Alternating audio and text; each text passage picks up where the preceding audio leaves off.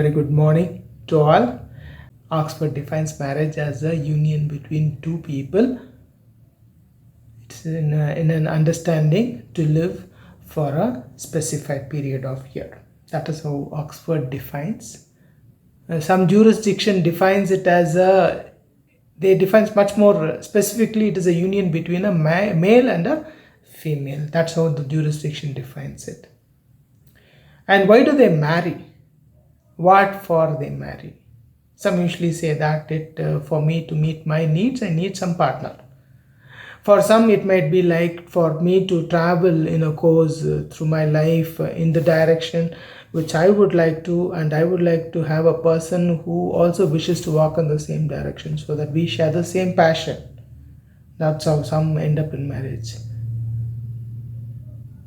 So it defines a dependency between the two people that they draw to each other and they finally end up in marrying. That's how we see it as a marriage. That's how the need for a marriage comes.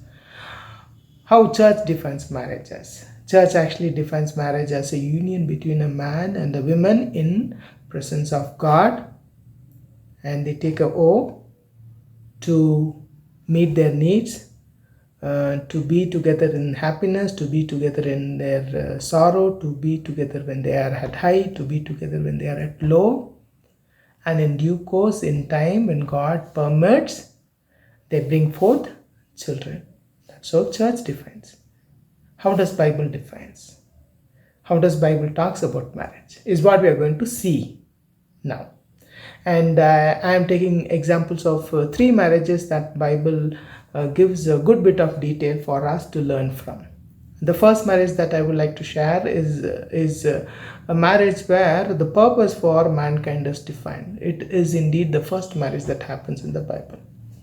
And the second marriage that I would like to share is all about how you have went ahead and met those purpose.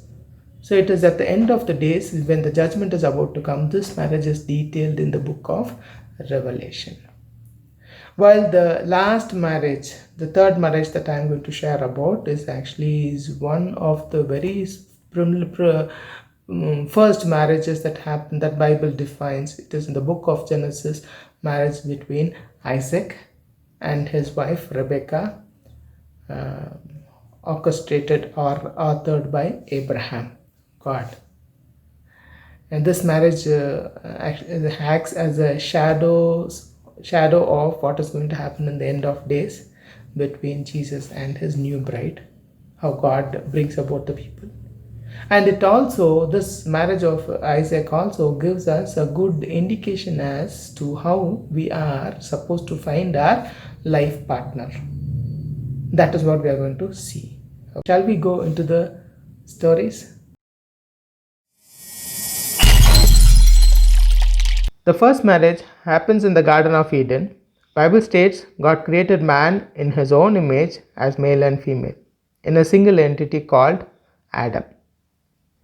He placed Adam in the Garden of Eden, and Bible states God felt a need of a perfect help for Adam.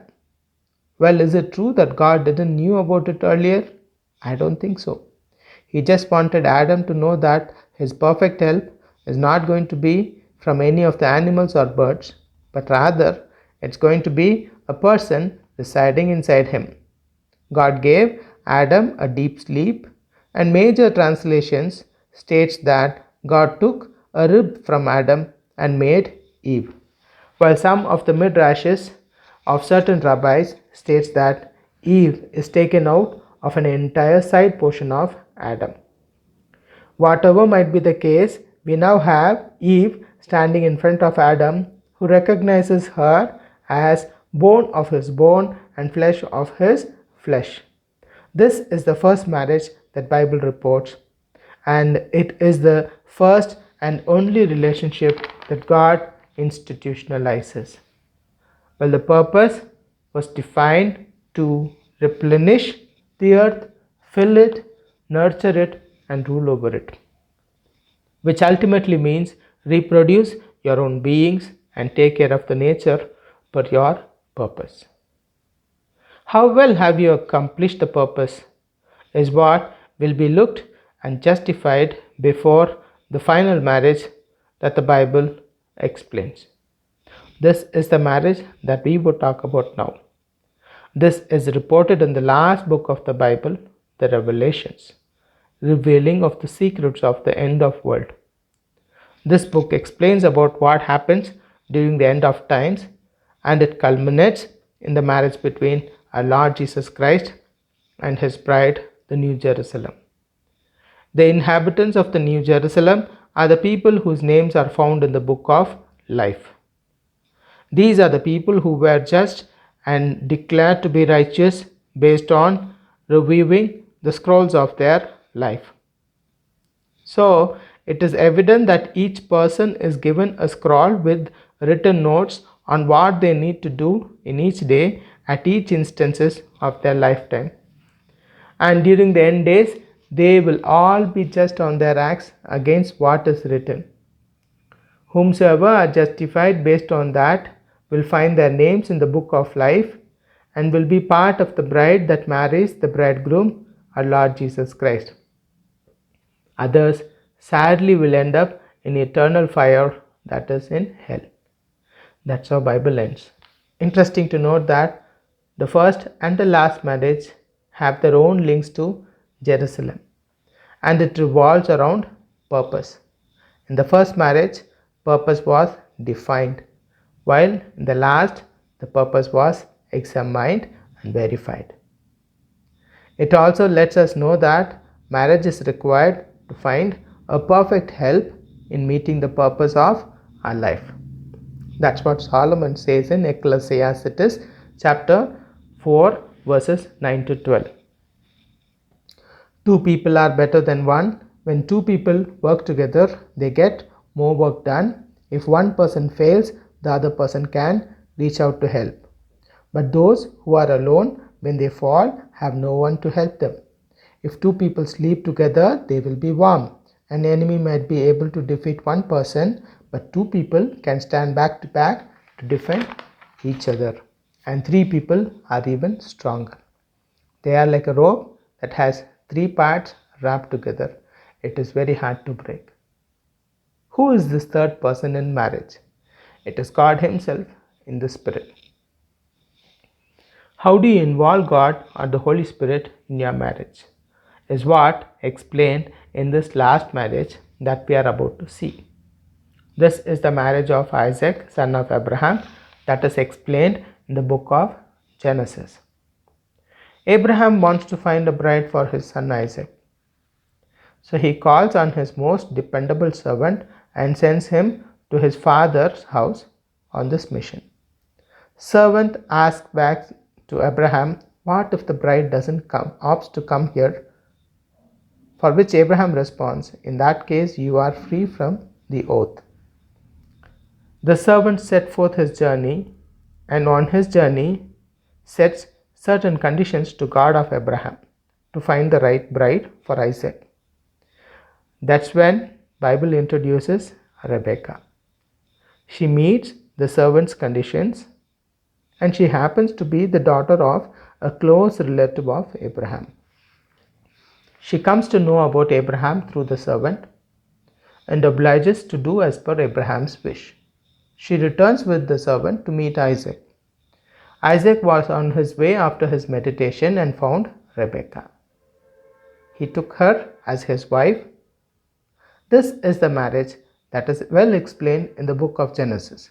I have just sliced the cream to save some time.